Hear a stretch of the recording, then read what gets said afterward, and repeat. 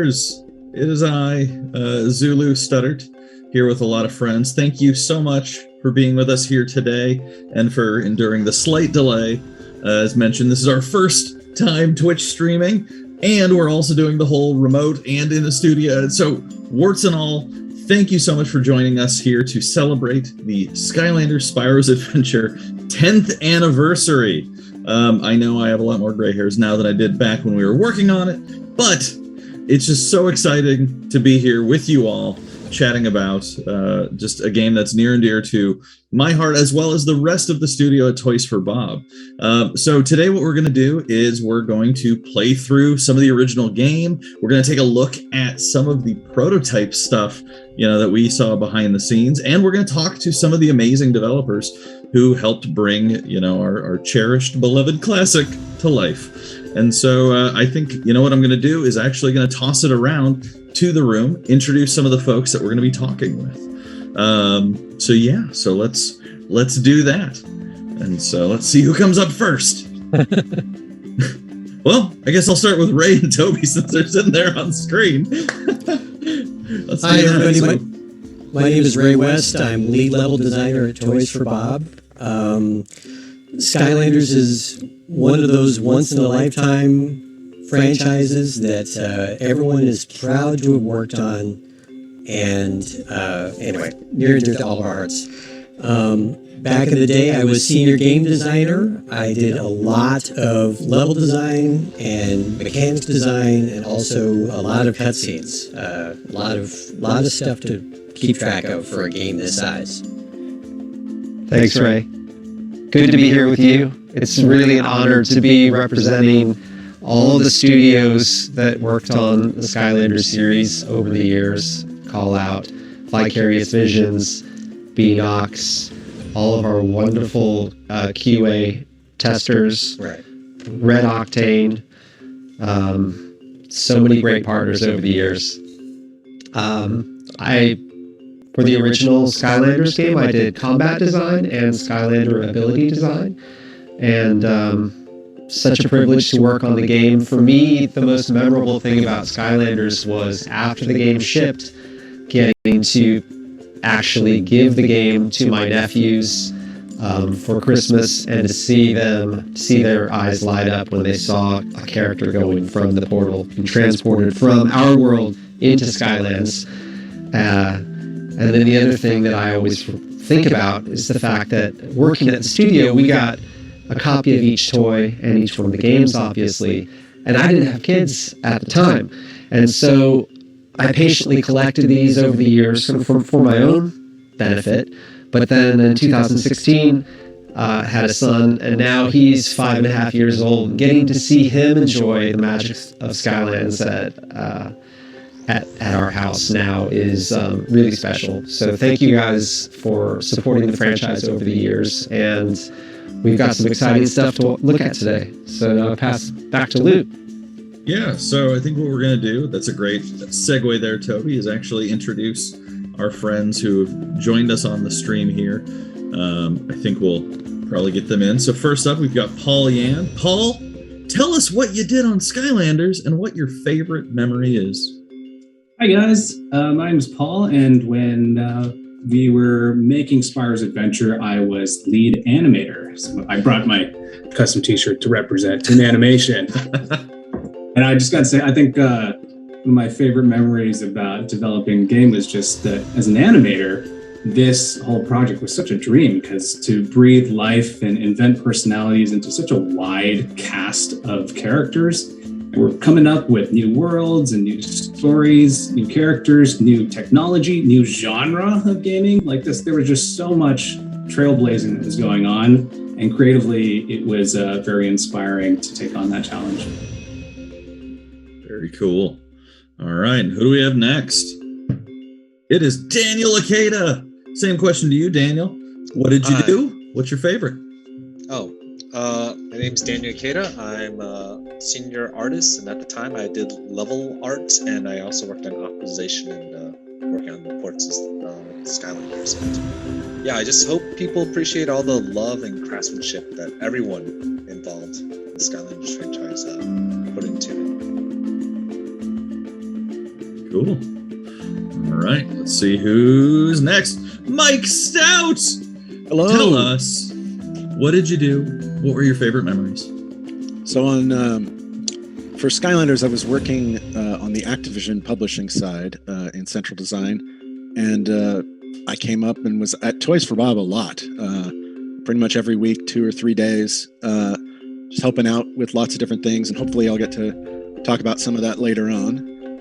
I think my favorite thing with the first game was when the game came out, and we thought it was going to be huge, but nobody knew, right? It was still a little like, okay, let's see what everybody thinks. But it came out the same week as Battlefield 3, so the reviews were all delayed a little bit. But that meant we got to see a lot of people in the community putting things up on YouTube before any of the actual reviews came out. Like Teal Game Master, he did a whole playthrough series that we were all watching. And there were a bunch of other people, making up songs, just that, like, it was really cool to see people engaging with it. And then all the reviews came in a week later. So that was just one of my favorite things. Yeah, awesome. All right. Who do we got next? Chris Nelson! Introduce yourself. Tell us what you did. Hello, everyone. My name is Chris Nelson, and I was an engineer on Skylanders doing tool programming, but then I switched over to making boss battles in the middle of the game. And it is really cool to be able to talk to everyone who played our game. It's so cool you're all here. And one of my favorite memories, I suppose, I have too many, but I think just like seeing everyone being excited about the game, enjoying the game. Like, we got so many nice fan letters and fan art, and just the joy, seeing your joy at what we created was just magical for us. So thank you so much for all of that. Very nice. And last, but certainly not least, Andy Salvo. Introduce yourself, sir. What did you do? What was your favorite memory?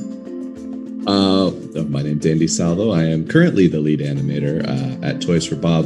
When I got started on Skylanders, I was a gameplay animator, and primarily I animated a ton of Skylanders. I've never worked on a game where there have been this many playable characters up until that point, or since. None of us have. Yeah, and it was really amazing because generally, you spend, when you have a playable character, that's primarily what you do over the course of a game, and you focus down on that one single person or that one single character to make sure they're perfect. With Skylanders, it was like, okay, you've got another one in 2 weeks, so let's get going. So you'd just be burning through characters and coming up with ideas, and I think that kind of dovetails into my favorite memory of working on the original Skylanders. It was really that there were so many things happening, so many characters, and so many even enemies and things to get done that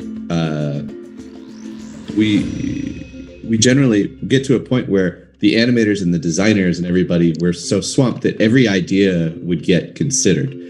So an animator could come up with an idea for a Skylanders motion or move set or attack, and the designer would be like, sure, let's try it. And we ended up in this place where it felt like such a wonderful collaboration between the different teams and creating each one of those characters. I do think that's kind of what made them feel so good in the end. And then, I forgot to tell you, after the original Skylanders, I became the cinematic lead, and I focused more on story and taking some of those wonderful cutscenes off Ray's plate. So he didn't have to script everything along the way. But it was an amazing experience, and I've never worked on a game quite like it. Well, thank you everyone for joining us, and thank you to our fellow developers. As mentioned, my name is Lou Studdert, and 10 years ago, I had made my way out of QA and became production coordinator at Activision to work on Skylanders, and along that way kind of figured out what I wanted to do and where I wanted to be in game development, and also got to learn how to be, a demoer and presenter of Skylanders. And so one of my favorite memories was just kind of making my way into this wonderful, weird streaming space and YouTube space and demo space to help represent the amazing work the team did. And I still remember with the first game, we didn't want to talk about really the technology that went into it, and just wanted to represent the magic. And I still remember people getting really upset, going, "Yeah, well, how's it work?" I'm like, "Oh, it's magic. Clearly, it's you put it on there and they come to life." No. Like, what's in it? Like, how do you do what's going on? You know, and having almost getting into fights because it was so magical. In every Skylander. Yeah, that they wanted to know how it really worked. So that's who's going to be on the stream today. And so, as mentioned, what we're going to do is we're going to play the game. We're going to take a look at some prototype footage. We're going to answer some questions that you all out there have asked on Twitter. And yeah, hopefully we'll have a good time doing it. So I figure I'll toss it back to Ray and Toby, and we can kind of hop right in. All right,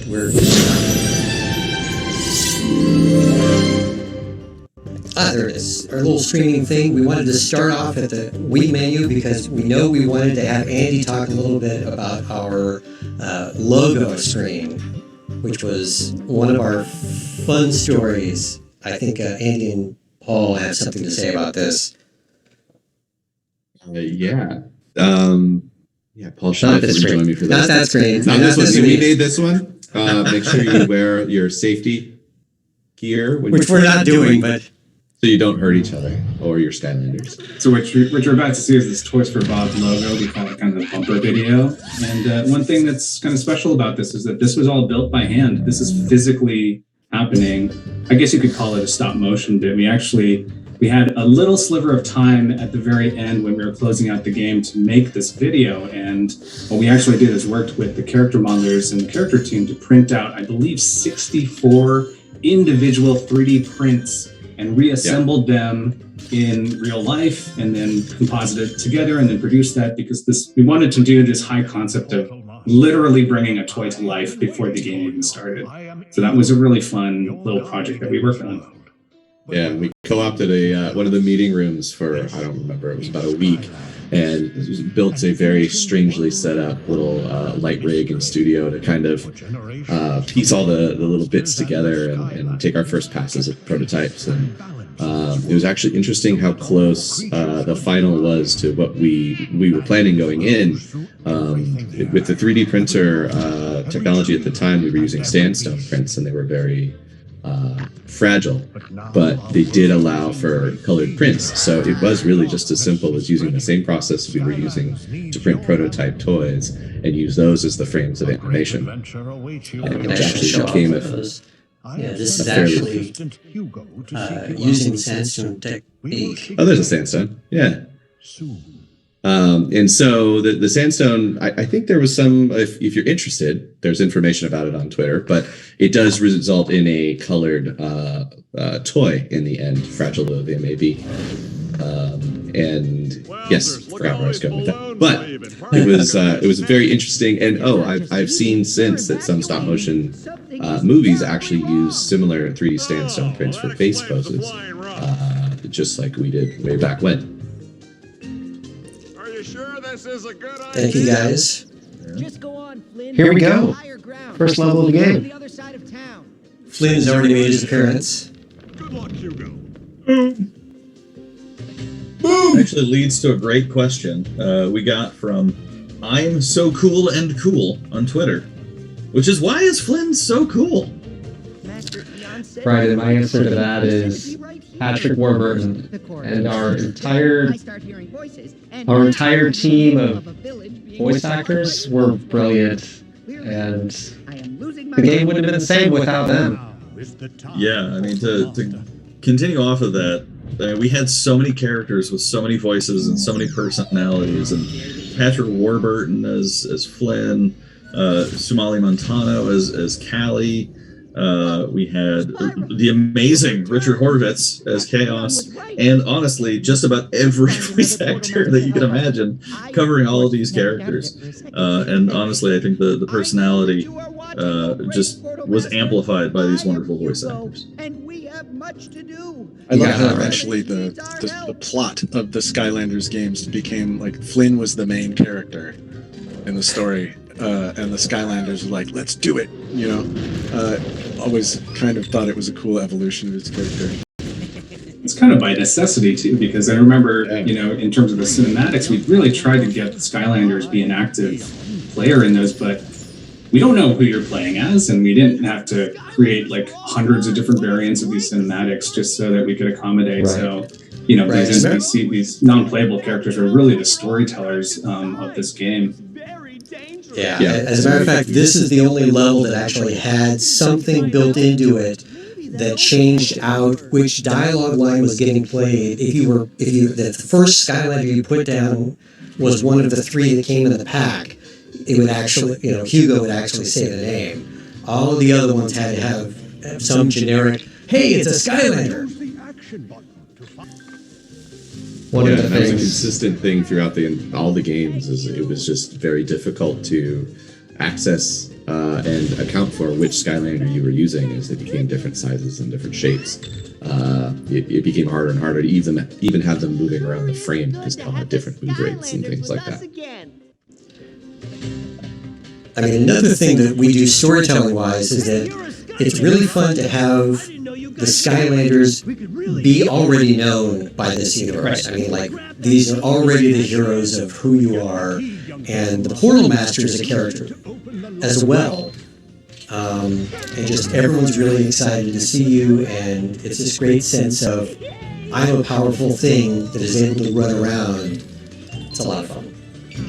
Right. In most games, you have to build yourself up from nothing into a hero. In Skylanders, you start playing, and all the NPCs are worshiping the ground you walk on. It was one of the... it felt good. In the first level, you feel like a hero. We all joined you here. So I saw a Wii remote symbol there on the screen. So it is obvious we're playing this on the Wii. One of the questions that we got from Winner Nombre on Twitter was, why does Skylanders Spires Adventure use a different engine on the Xbox 360, PS3, PC, Mac compared to the Wii version of the game? It's a great question. So Toys for Bob we thought we were making a Wii exclusive. And so we were well down the road, we had a schedule, and we were already having a hard time keeping up with the pace of that schedule. And then Activision decided, hey, we want this to be big, we want it to be on all consoles. And so we partnered up with XSpec Entertainment out of Taiwan, and they did all the brilliant work on the other consoles. And as the story would have it, they effectively reverse engineered all of the scripts and all of the code for the game.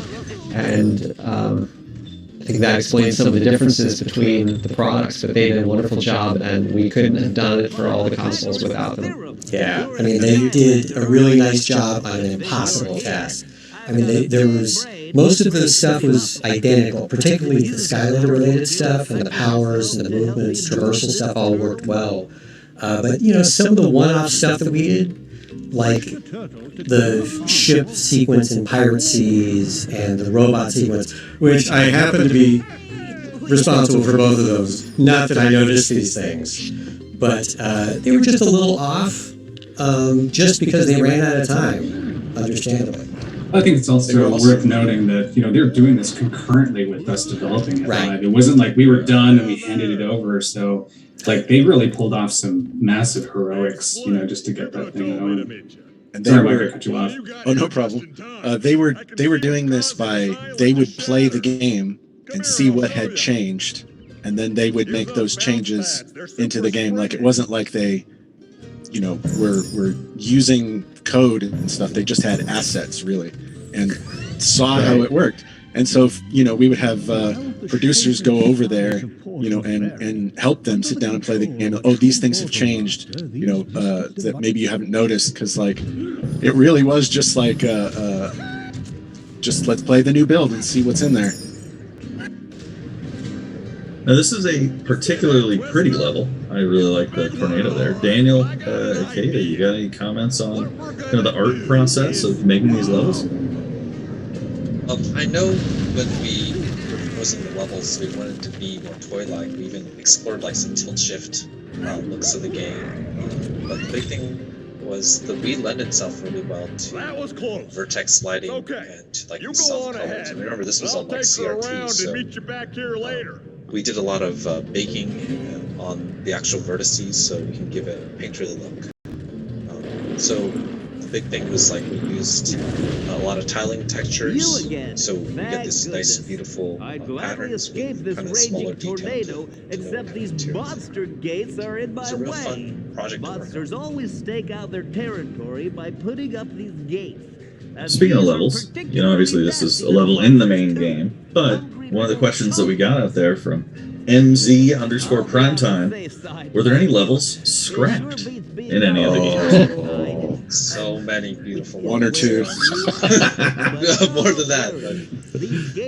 So the scope of the original game, as we put it, was that we wanted to have a lot of small, bite-sized levels. This was going to be for the Wii. We wanted to sort of focus on one mechanic for each one of them. And I think our original spec had something close to 80 levels. And just, you know, quick 5-minute things. Like we had one that was like a gold rush, that everything was built around the mining mechanic that you got in some levels. So there was like an entire level full of these blocks that you could basically had to clear out and pick out stuff. And anyway, but lots of levels and quick, short attention span theater versions.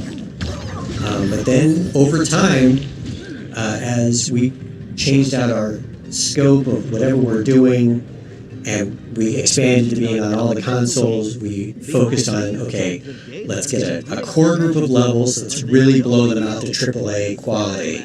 And, you know, that was a nice directive that we got. We got an extra time. We were originally going to come out in 2010. That was a crazy story. For sure. Like, it was maybe February of 2010. We were aiming to be final by end of summer, say. Yeah. The game was okay, but not great. Right. And we have Activision to thank for granting us another 10 months to work on the game. And the technology in the toys actually ended up being much better. There would not have been toys with brains if we had shipped in 2010. Because we shipped in 2011, the toys magically remember their names, all of your progress, what hat you're wearing. It was actually the magic that developed in that year. It wasn't the technology. That's right. It's always Good save. Good save.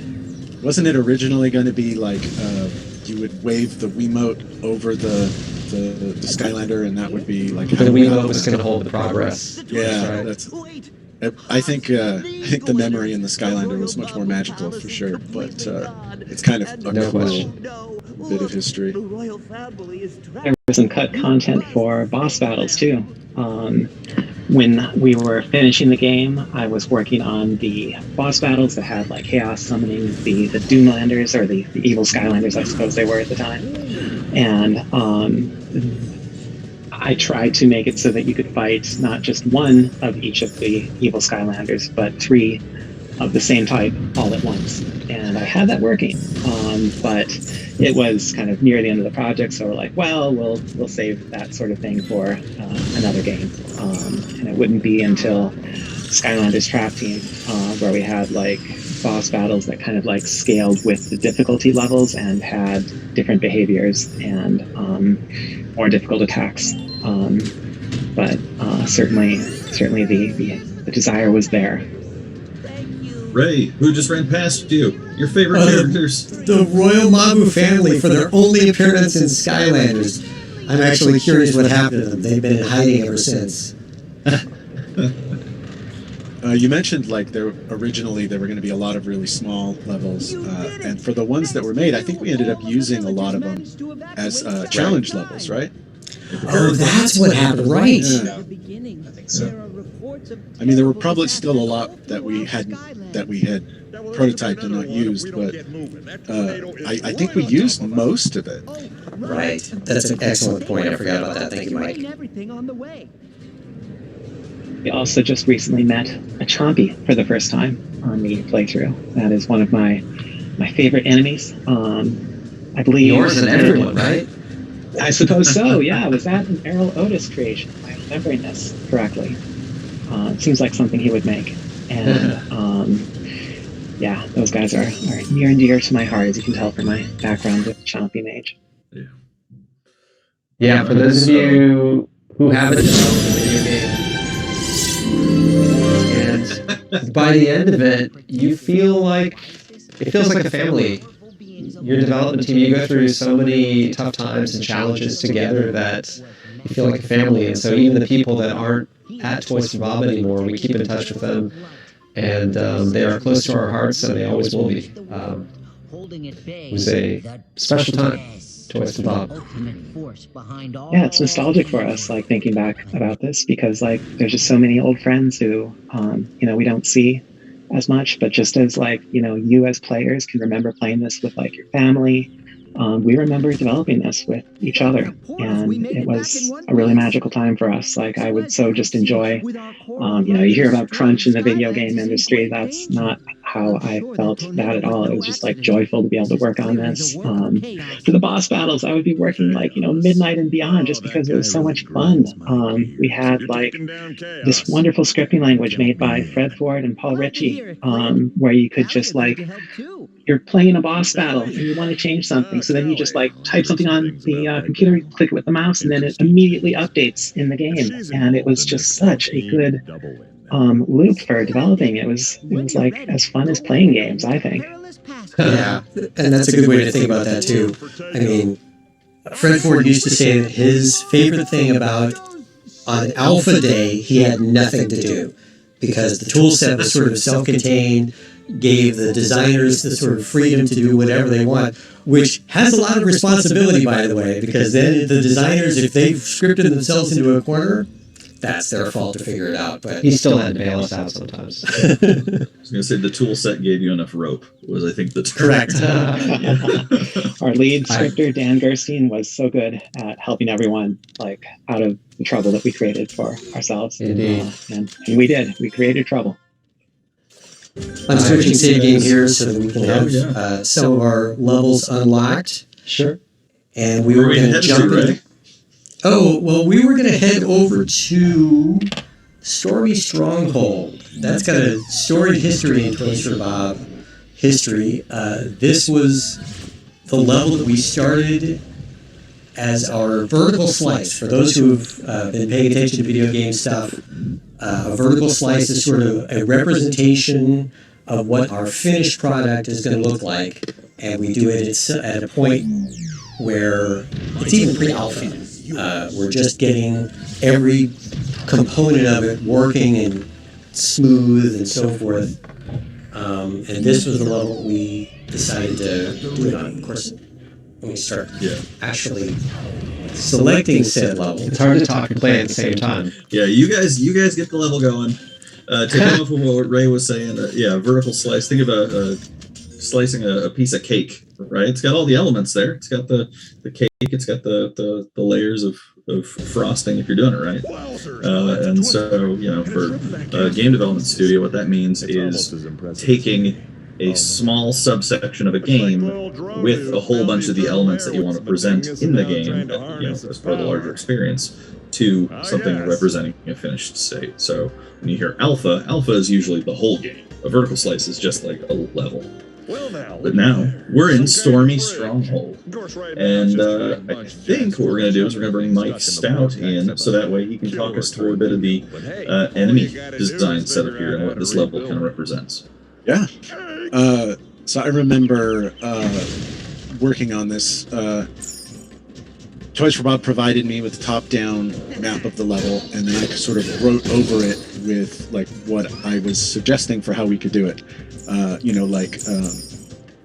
What kind of enemies we could do, how we could set them up, so the players encountered them and they asked really specific questions of them, and then also that we put a ton of breakables everywhere, because people like breaking things and getting, shiny bubbles that pop out of it. So the main thing that we learned while doing this level was probably one of the most important things in terms of both the level design and the hero design was like, what do you do that makes you want to switch to another Skylander? Because if you never want to switch to another Skylander, then That's bad. that's not great, because the whole game is about switching heroes. So what we came up with was, what if we just think of a few categories of things that the Skylanders could do, and then the level design could ask questions regarding those things. And so if you have a Skylander that specifies and say 2 of those things, they might not be optimal in a situation that would be optimal for another one. So to give you an idea of some of the stuff in our, you can definitely see this in the characters we put in the starter pack. One would usually have specialize in an attack that goes straight at something. One would usually have some sort of indirect attack like a lob, and then one would usually have a close range, hit everything around you sort of attack. And so we could design stuff in the levels that would make one or more of those things more important. So you could have a gap in the level, right? And a Skylander would have to run around the gap, because in SSA you couldn't jump yet. And so we could put enemies on the other side of the gap, and if you could shoot straight across, well, great. You don't, if you're the close-up Skylander, you got to run around and get it. But if you could shoot straight across or lob, that's great. But if there was cover there, and they were standing behind cover and lobbing things at you, the straight attack wouldn't work anymore. Right? You'd have to use the lob attack or run around and get it. You put something up on a ledge, right? That confounds the straight ahead attack. The lob attack is better. So it was a combination of these little tools that we had in the level design and the things that the enemies could do to prompt you to want to use one or more of the different Skylanders. You can actually see in some of the enemies in this level how it worked. We wanted to have a little one-shot enemy, which are they the Chumpies in this level? They are definitely the Chompy Swallowers, yeah. And then we would have 2 medium enemies, one with a ranged attack and one with a close range attack. And then usually some sort of a big enemy that when it showed up, ideally that would be your priority, what you'd want to take out. But because of the things that we could do with the level design that would change what the correct answer to the question is, sometimes maybe you'd want to go hit that big character. But if the level was arranged so that character was up on a ledge or across a gap, well, maybe you want to fight the easy enemies that are closer to you. So it became a series of little decisions that the player was making as they were going through, and based on the situation, what toys did you have? What had died already in the level? What were you fighting? All of these things kind of created this massive Venn diagram of little decisions that you have to make, and that sort of is how we found the answer to that question of why do you want to switch to another Skylander. And we had other things that we did, like the elemental zones or the Skylanders being more powerful, and those overlaid on everything else helped a lot with that idea of which Skylander do I want to use. But the core foundation of it was the stuff that we figured out in this level. Pretty cool. And I guess that's a great segue on just talking about switching up the Skylanders, because it leads us to the question from the Skylander dude on Twitter, which I will ask our entire panel of guests here. Which playable or non-playable character did you have the most fun working on? Or, if you didn't work on characters, playing with? So I figure, since they're playing right now, Ray, Toby, favorites? I have to say Prison Break. And that's not just because I happen to have from Giants, which I probably shouldn't be playing here, but my special Light Core Employee Edition version. Oh boy. I know. But yeah, his ability to just make mischief with dropping rocks that then reflect. Some call them crystals. Some people do. They'd be wrong. But yeah, his ability to deliver a hot laser death, as Jeff would say. Yeah. Yeah. For me, it was Yeah. Ghost Roaster. For the mere reason that he had a really interesting dynamic where to use his kind of go ethereal power, he actually had to sacrifice some HP. He lost health, which is that's not something people like to do. And it's cool that made it the ship version of the game. Along similar lines, Trigger Happy who used to be known as the Golden Cheat, he actually shot his own money, so he would lose gold as he was attacking enemies, which was a really interesting dynamic. He could also steal gold from enemies, but we ended up not shipping with that because people love their gold too much, and we thought that would be a popular choice. There's also a lot of people who weren't realizing that as they were shooting, the treasure was going down. Mike, what's your favorite? Wrecking Ball. Because he's the most adorable Skylander until Chopper, way later in the series. But no, I mean, in a series full of monsters that all had spikes and sharp edges, we had this one little round, gigantic-eyed, long-tongued, adorable, whatever the hell it is, right? And I loved it, and I loved that it was a pinball and it'd shoot all around. Anyway, yeah, Wrecking Ball.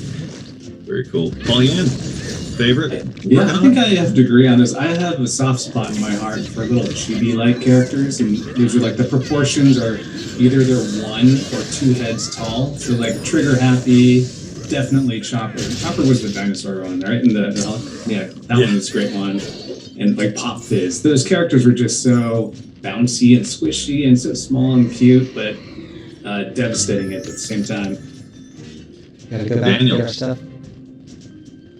I'd have to also say Wrecking Ball. I just loved seeing. I worked on the levels, so I didn't really know. And when I was testing them, we'd have little chips to test out the characters, and I could drop it in there. And so this weird blue ball rolling around, and immediately fell in love with it. Just so much character. If I had to get past the level, though, I would have to use Drobot just because he shot out lasers, and he was for work. But if I could just enjoy a level, I would use Wrecking Ball. Chris Nelson? Well, I was going to say Drobot too. The reason for that, though, is because that was the one of the characters I designed an ability for. It was the hover strafe, where you could just strafe side by side and move slowly and aim accurately. But in terms of the entire cast, I was really happy when this guy, the Chompy Mage, became playable. I worked on the Chompy Mage boss battle, and there was a lot of bullet hell inspiration for that, obviously, and Drobot as well. So you'll see that in a lot of my work. I think Skylanders is such a fun thing for us to work on because we can put our passions into it. There's like so many ways each of us can bring what we like from video games and put it into the Skylanders. Very true. Andy? It's tough because I animated quite a few of them. It's like choosing between your kids. But if I had to pick, I mean, Trigger Happy is really high on the list because working on him was a blast. And he did come a long way during development. And I remember when I first started animating him, you get this character that's basically a raindrop with arms and legs sticking out of his head. And it's like, how are you supposed to do anything without, a spine or a waist or knees? I mean, he's just a little guy. But it actually just was very freeing. So you were able to just animate basic shape movement around the screen and have as much fun with it as you wanted. And I just thought that was really a blast to animate. And then Chop Chop would be the other one that I had a soft spot for, because working with the designer on that, we had a really good, it was Nat Lowe, I think, was the designer on that one. And we had a really good back and forth on Chop Chop, and we had a lot of ideas for what he was supposed to be. And I do remember his animation folder was just a wasteland of ideas that we tried, it didn't work. I mean, at one point he had a 9-way attack combo, and you could switch back and forth between the A and the B button, which would go sword, shield, shields. Like, however you finished your combo would be, the finisher would be based on the other 2 attacks that were in the 3-part combo. It was just like, it was way too complicated, but it was also really cool. And we could just do just amazing things with them. And that goes for all the Skylanders. That just all kind of evolved as you played along, and you worked on them and got to all such interesting places. Very cool. Yeah, and as for me, I've got a giant zoom background of my favorite here. I've got Double Trouble peeking in over my shoulder. I love the character, how he plays. I love the personality. always felt really great to feel smart, kind of kiting the enemies and leaving little double troubles behind you that would take them out for you. But also, I just also loved the tiki kind of style of the character, especially when I'd always come and visit the Toys for Bob studio, because all of our, cubicle areas and everything have kind of thatched, bamboo appearances. You can kind of see it behind Toby and Ray, and so it always just felt like a perfect fit for the game in the studio. And Double Trouble didn't always look like that. That is true. Who wants to tell the story of what Double Trouble used to look like? I don't know if there's a story, but I remember his name, we used to call him Mesmorph Wizard. All of these characters, we would have like 50 different names. It would be super confusing because in the tool, we would save it as one thing, and then later on, it functionally changes to something else, and we would call it something else. Somebody would spell it wrong. For the longest time, he was like more of a conventional, traditional wizard, and he had like the big, long beard. There were certain personalities at Activision that was not really a big fan of the things that came out of the nerd dungeon, I guess. Yeah. I think it was also like, kids don't want to play as old people. Case in point, Bomb Troll, who eventually became Boomer. Mm-hmm. He Most popular. I think it was his gray beard. Oh yeah, he never came back, did he? Here's my original Boomer. Oh sculpt. yeah, that's true. Still with beard pants. He dyed his pants. Yeah. Became more youthful. Old beardy pants. I do remember talk about whether or not green Skylanders were the problem. Like if it was just green Skylanders weren't selling. Right. And was that what it was, Paul? Was it green Skylanders? That was one of the thoughts. There were many Be true theories because of that. Stealth Elf, A lot of Stealth Elf analysis. did great, yeah. That's true. The exception, not the rule. Yeah, maybe. Yeah. Oh, because they were worried about female Skylanders selling too, and then Stealth Elf did great. So who knows? Analysis is analysis. That's true. All right, so we had finished that level, and I think you guys were going to hop over to another level. I or think did you we already want to go watch there? the special is never this- before seen content. Oh, that's right. The world So- premiere of the prototype of Spyro's Kingdom. That's right. That is a good next beat. So, does anyone want to explain what we're going to look at? Sure. So when you make a video game, you have to prove to your publisher that it's a good idea and that it's going to work and that you're technically able to create it. And so you produce a prototype of the game, which is usually in a level or in a game like this, a level. And so we made a level that this is before portals even really existed, before our RFID. Our character cast was very small, and we wanted to get some ideas on screen to prove both to Activision and to ourselves that it was a good idea. And we happen to have captured it, a video of it, and we're going to show it to you right now.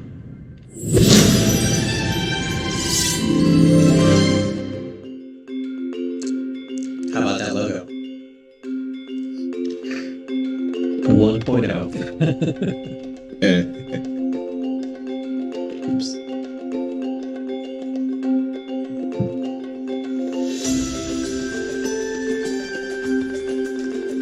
We called Skylanders Minions back then. There was a long set of discussions about what they would be called, wasn't there? Champions, minions. Yeah, I was talking to Lou about this week. I think that we were calling the place Skylands, and someone at Activision, just kind of in an offhand manner, referred to the characters as Skylanders. And boy, what a great name for a series. I think it may have been Donna Wu. Yeah, that's right. Yeah, I remember her. She whenever we'd have all these meetings to name the characters, she's like, "Yeah, I already named the game. I'm good." And then she would. So you can't top that. Here's the beloved Cyclops Snail. We have to switch away from him because he can't open the rocky cave opening. But Cyclops Snail was an early favorite in the studio. And I think many of the questions on Twitter were, what happened to Tarklops? Well, Cyclops Snail became Tarklops because Cyclops Dale was thought to be too close to some characters from other properties that we won't mention. And so then he became Tarklops, and I think was going to be in the starter kit. But at some point, maybe Lou or someone can remember, it was determined that he was not starter kit material. And that's when Trigger Happy joined the fun. I think the concern about the character looking too similar to other properties still lingered even in the change to Tarklops. Because we were, at one point he was purple, and then he was red, and then he was black, and then it was, I guess Legal was saying something like, the problem is he's got one eye. And we're like, okay, well, I guess we're going to just redesign this character at this point. And then, he became Zam. Right. One of the things you can see in the old prototype is kind of how it was originally conceived that we would try to get you to switch Skylanders. Like we would put a rock wall in your way, and if you had an Earth Skylander, you could go knock it down like Rock Dragon here. Like people in user testing sort of found it like, oh, I don't really want to. It's messing up my flow. I don't really want to switch to another Skylander right now. It was less organic. At least I kind of remember that being the case. Yeah. That notion of like hard gating still persisted with the elemental gates, but it was off the main path, so we were able to kind of get the best of both worlds there. Right, particularly what happens if you burn through all of your rocks, or the ones that can take out the barrier that you've got in front of you. It was tricky for level design, though. You had to make challenges that really any Skylander could surmount, because you never know, someone may have lost their Earth character or any other Skylander. So you couldn't specifically design a puzzle to only be solvable by one Skylander or Skylander type. Nothing on the main path, anyway. Yeah, we did have some traversal mechanics, like you're seeing here that Cyclops Dale is able to cover water when other characters could not. That was sort of the extent of what we had talked about. I think we had our dragons also fly too. Yeah, the dragons could fly over the water. Yeah, I guess this portal version, like this interface here was, you were actually just thumbing through on your Wiimote. You weren't actually interfacing with toys, which, I mean, that whole process of designing that flow was, I had a great deal of fun doing that with Dan Gerstein, just to make it as optimal as possible, of making it feel the tangible quality of lifting a toy off and making sure that visually that was reflected in the timing, because we didn't have access to all the information on the toy immediately. Like, we were streaming in the name, the element type. We didn't have the character model until like 2 seconds in and stuff like that. So we had to like develop that sequence to be super tight to picking up the toy and dropping one on again. It was just like a week's worth of work, something like that, Michael. Yeah. A week, yeah. I mean, that led to the development of the Magic Moment, right? Which is one of the iconic experiences of playing Skylanders game. Yeah, that was such a. There were so many opinions about that moment, because it defined the uniqueness of this. It's just really interfacing with the physical world, and the fantasy of these characters are being plucked out of the universe and then plopping down back in. So making sure that all felt tight with the visuals, the animation, the sound, even the sound of like warping down and time scaling the sounds that you're in a timeless space was a really, all these little touches added up into something that feels natural and what you would expect. But there were so many micro decisions and agonizing points that we all debated and iterated on for weeks and weeks and months. It was amazing how. Oh, go ahead. Sorry. That portal power was actually existed in real life, so they were demoing the level. The portal power over automated look was the actual prototype that they were using, so I felt like it sold. It was kind of like the barrier between the toy world and the actual game world. That was a really cool thing to see happen. Yeah, and I one thought of the other it's things. really interesting. Oh. Go ahead, Andy. Okay, I was just gonna dovetail from the how the hardware informed sort of the decisions with the magic moment, that informed sort of narratively how we developed the relationship between all the various bits of the game. I mean, you had the world of Skylands, you had the NPCs there, you had Skylanders, you had Portal Masters, and how all those things were related. Eon could talk to the Portal Master, but the Skylanders and the characters in Skylands themselves very rarely referred to Portal Masters. And they could never just look at the screen and talk to the Portal Master.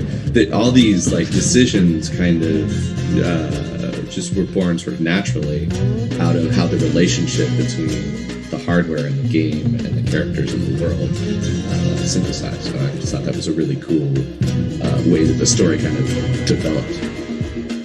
We had a lot of ambitions with the Portal too. And I remember we had talked about putting a screen on there, and we would use it as a HUD, or it would speak to you and tell you when you're in danger. And I think it ended up boiling down to the color on the portal was indicator of your health, but we found that players were not referring visually, looking down at the portal during gameplay, so it wasn't as useful that way. But some of those ideas kind of trickled on later on. For like Trap Team, we actually did put a speaker in there, and it became useful for that particular capture moment. But those were things that were all being discussed in really early days. Glad to see the Chompies have always been there. From the very beginning.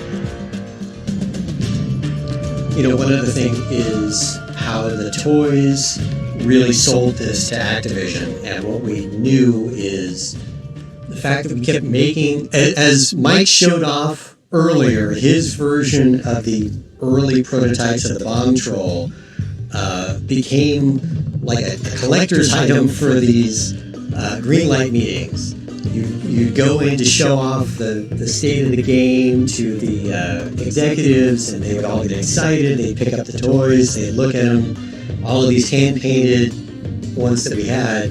And then by the end of the meeting, people were talking, drifting around, and all of a sudden, I remember we would hear stories that the people that were doing the demo would turn and half of the Skylanders were gone, because these people would grab them and were like really cool and would take them home to their kids, and we'd hear later on it's like the kids went nuts over them. So that's how we knew we were onto something when the prototypes kept going away.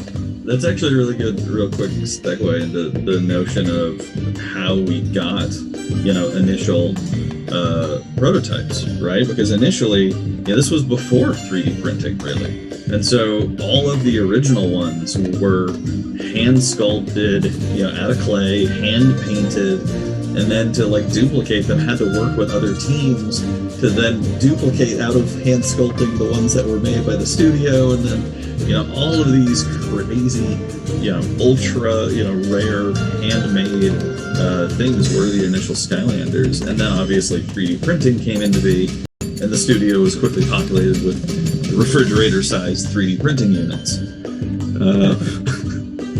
Stop talking about it. This is too good. Yeah, so by the way, what you're seeing right now is something that we threw in late at night. It's an Easter egg for the people that got to play the prototype. They managed to click through the 80 prompts we put in. Chompy madness. We were just talking about how the hardware and the magic moment kind of affected how we thought about everything. One of the ones that always struck me was we need to let them play with their toys the way they want to play with their toys. Yeah. Because the way you play with toys is different than the way you play a game. And we always wanted to honor the fact that you have these toys. Let's let you play with them how you want. That's a lot of Chompies. The Wii is about to catch on I'm fire. referring to that as the Chompy artichoke. Chompy choke.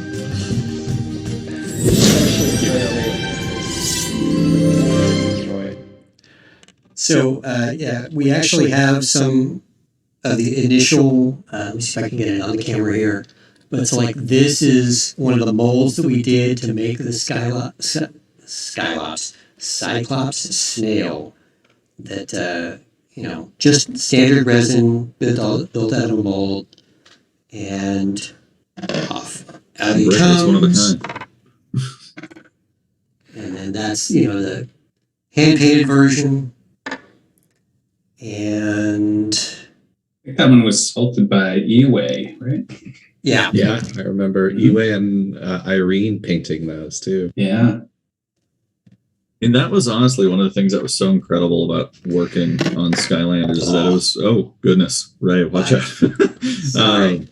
Is that it was literally like making two different products at the same time, right? And so you had a whole team of video game developers making, video games. And then it's not like toys are an afterthought. I mean, toys are a monumental, development process, from just what they look like to what pose they're in to the actual just manufacturing of that many physical things. A wonderful team called Red Octane as partners with the studio, who had their experience making the plastic guitars for Guitar Hero, and pairing up with them really helped the team kind of figure out how to create a whole secondary development of making toys. And it was always really cool to see those in progress. I know. I have to say that, at least in level design, when we were first talking about it, I kept expecting someone to finally run the numbers and say, you want us to make how many millions of toys? And just, shut down the whole thing. But to their credit, they kept looking at it and seeing how people will respond to, this, the cycle of just taking the cool toy and looking at it and putting it down and seeing it come to life in the game. It was wild. All right, I remember at one point we were talking about the number of toys being built as like the number itself was so big that it was hard to fathom. So the way that we would describe it was, if you stack them one next to another, they would reach Mars. We never got to Mars. I don't think. Yeah. The moon. I think we got to the moon. Started out going around the world, and then yes, I think we made it to the moon. Remember, we initially did a lot of the user testing for Skylanders with the tokens, like the little RFID tokens. And when we switched to using toys, taking that toy, putting it on the portal, having it remember the things that you did, it was like night and day. People liked the game with the toy, with the chips, and they loved the game with the toys. So it was just a very interesting, almost overnight, right? We had toys, and then the user tests were different. It was cool. Yeah, I remember that. Eric Hirschberg described it as usually you have, when you're doing any kind of user testing, you have three populations. You have people who really like it, people who are neutral, people who dislike it. And he described it as it was something like the marketing team had never seen before, where there was literally only one population where they loved it and they couldn't get enough of it. He described that as just like such an anomaly, and that's how they knew early on that they were onto something cool. Are we hopping into another level, gentlemen? We're having a bit of trouble on this end right now. I think it may take us a few minutes. So any other questions that you've got, Lou, in your giant hopper? I got a big old thing of questions. I guess we can go around the room. What was your favorite experience from the entirety of the Skylanders journey? Character creation, toy designing, world building, anything across all of the games. Wow. What was your favorite? If you had to put the Skylanders memory for you, Ray West. Oh, On you first. What would it be? It's very hard because the thing that I got the most satisfaction about was something that we didn't even put into the franchise. We had talked at one point about, what's a new gimmick, what's something else that we can do, and we came up with a way that we could actually build our own levels. And that says something about the way that we can prototype things. Is like over the course of a weekend, was able to take a whole lot of created art from Giants, come up with a system, and was able to come up with something that basically real time could drop a piece of art in, and then you would drop another piece of art in. And so you could basically lay out an entire level, and it was built in a way so that it could be compressed and actually fit onto the magic contained within a toy. You could take it over to your friend's house and have it. But it was something that we wound up not going with, because if we wanted to do something, we would want it to have it be the central component of a game. And there were so many other good ideas, like with Trap Team and Imaginators.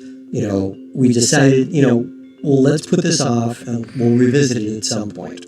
So, I mean, it's still out there. Just saying. But that was my favorite moment, was showing it off to the company, something that we had basically been, a skunkwork project that we had been putting together over the course of about maybe 3 days of work. We had something that was really incredibly compelling, and that just says everything about how the creative forces here can drive things and make things happen, and be able to get all of these great minds. Toby, do you have a favorite moment? How do you isolate one moment? I think the most satisfying aspect of developing the game for me was seeing all of the combat systems and game systems come together, and they were, for better and worse, they were introduced using the scripting language that you guys were talking about earlier, and working with the team and struggling through that process, throwing out bad ideas, keeping the good, and then eventually actually shipping SSA in 2011 and seeing the fan response. Hard to top that. Yeah. Daniel, any favorite moments? Yeah, just the permission to just have all the different level variety in the game. I mean, I can't think of other games that artists were allowed to go crazy kind of in a way. And when we get it from designers, they already did the camera work and stuff, and it just kind of felt like you were helping build an amusement park. And that was just always fun. Just excited to get the gray mesh, excited to show the designers what we did, and then there was always an and then moment, and just working with everyone. So many talented artists and so many great level designers. Paul? Wow, yeah. I think designing the magic moment, that was definitely very special for me, working with Dan on that one. But I think maybe this is not a moment, but just like an ongoing kind of process thing. I remember that when Iway and later on some of the other concept artists, when they started to just flesh out some ideas, the animation team would be just like looming over their shoulders, just like, oh, which one can I get at, and call dibs, like, oh, that idea would be fantastic. And so we would have like really this, it felt like Christmas when we got to see those concept art, because we could start to have this discussion with the character designers about like what we could do. And then there's a follow-up moment, even when we actually make the 3D print of it. We finally had it modeled up in the computer, and we'd look at it and awe at it. But the moment that we could hold it, for some reason, just being able to touch that character just inspired a different level of thinking beyond all the conceptual stuff and the conversations that we're talking about in abstract. So that was very special, and something that just an experience you wouldn't have in any other video game. Nelson?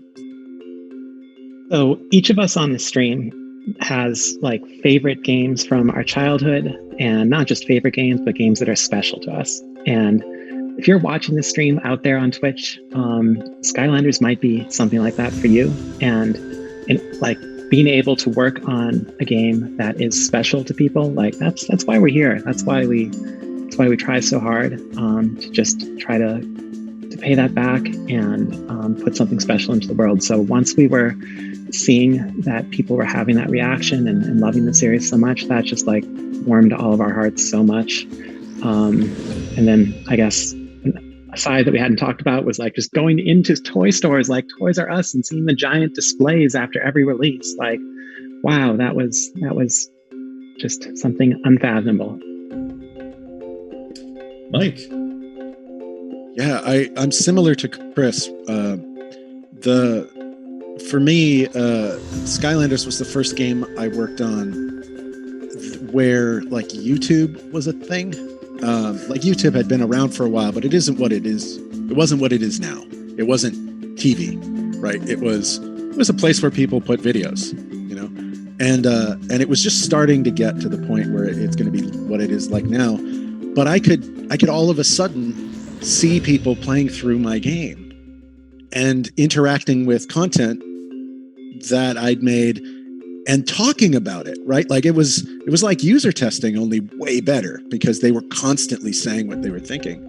And it just made me a lot better at my job, but also was just, you know, so rewarding to see how much it meant to people.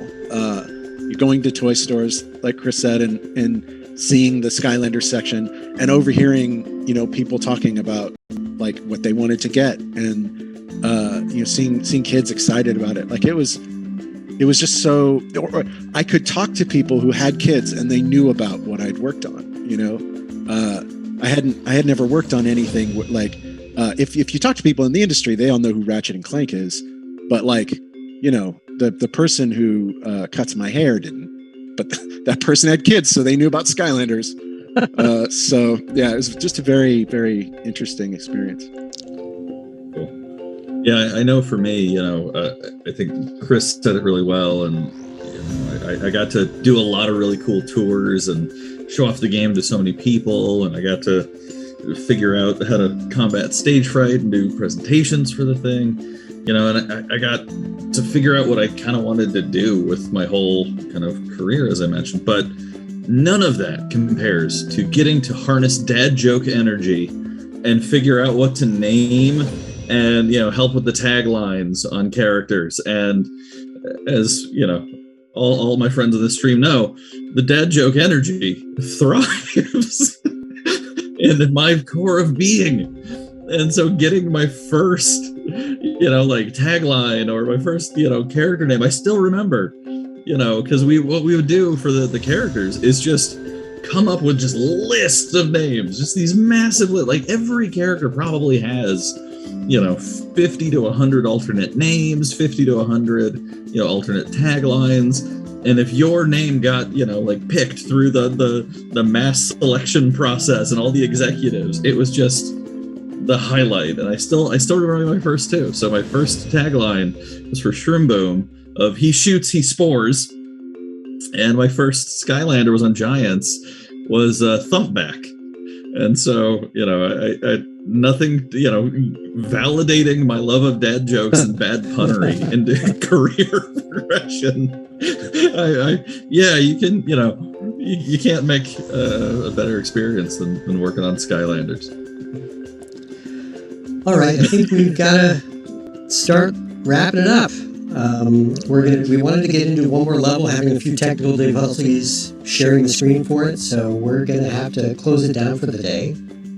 See you guys in a year for Skylanders Giants tenure. Yeah, Skylanders Giants. Just in case you guys were wondering. Yeah. I do, you know, real quick, I just want to say, you know, thanks to everyone who's tuned in, you know, and really huge, immense shout out to Vern and Sydney on, you know, IT and op side of things for getting us all together for this. This has been a great experience, I know, for us. Hopefully it has been for you. Thank you so much for sticking around, warts and all. We'll get better at this. Hopefully we can do it again. Maybe in a year, maybe sooner. We'll see. How about tomorrow? Any parting words, everybody? Oh boy. Also, shout out to Mandy for the beautiful overlays. Oh, yeah. There's a lot of behind the scenes work here. We're probably not going to be able to list all of them, but also special brought over to Ray. This was his idea, and so him pushing it all the way through. You know, this was really fun, and I hope people enjoy this. Maybe we'll do more of them. Yeah. Sounds great. We love making Skylanders games for you, and we miss doing that. So thank you for being on the journey with us. Thank you, Portal Masters. Such a joy. Yes. So yeah, so I'll go around real quick. Any famous last words? Mike Stout. Chaos still owes me $5. Daniel Ikeda.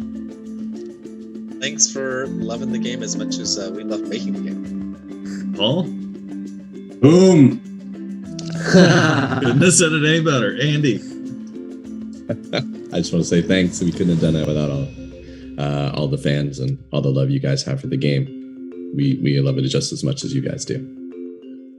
Toby, any last parting thoughts? Sure. I've been thinking about the game a lot over the last couple weeks, and in playing one of the levels, I just recovered the eternal life source.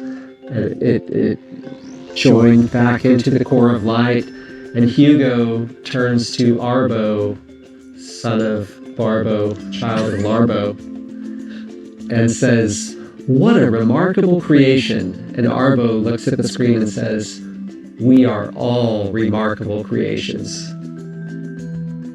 That's very nice. Couldn't have said it any better than that. So I think we'll wrap it up. But again, shout out to everyone at Toys for Bob, all of our development partners and friends, folks who made the 3DS games, the other games, Vicarious Visions, Beanox, friends at Red Octane, friends at Activision. Couldn't have done it without the production crew that I initially started with, the marketing, the toy team, everybody. There's so many people to thank. But again, thank you all, Portal Masters, for coming, and hope to see you soon. Bye, everybody. Bye, everyone. Thank you. Bye, everyone. Bye, we love you. Bye, y'all. Later.